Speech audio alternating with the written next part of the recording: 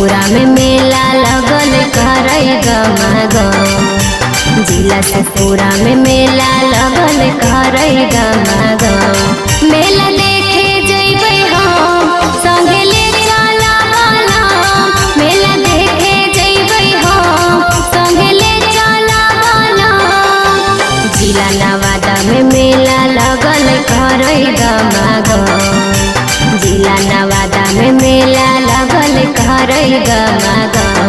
मेला देखे जइबै हम संगे ले चला बनम। मेला देखे जइबै हम संगे ले चला बनम।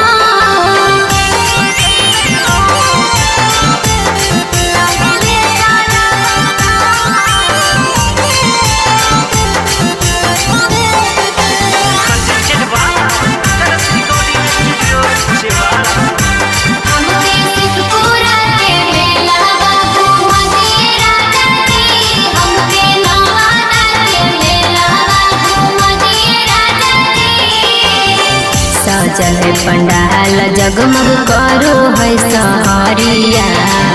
दर्शन करे जइबै माई के मंदिरिया। साथे हमरा घूमे के करे बड़ी मोहन हो। लेके चल चल हमारा सजन हो। अरे लागल लाइट पंडाला भाते करे चमाचम।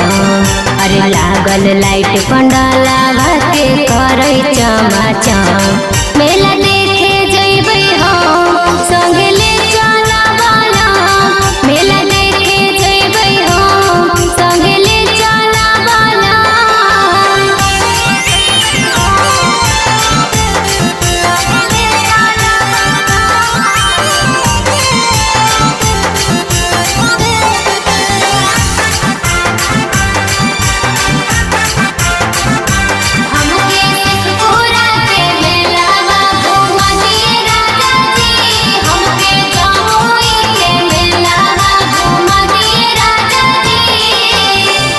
लागल सरधा पुराई दबलम हो। ना त चली जइबो हम देवरू के संग हो। मेलावा में जइबै लेके उड़हुल के हार हो। भीड़ बड़ी हकै देख माई दरबार हो। अरे दर्शन करे दीपाली जइतै हरदम। अरे दर्शन करे हमहु जइबै हरदम। मेला देखे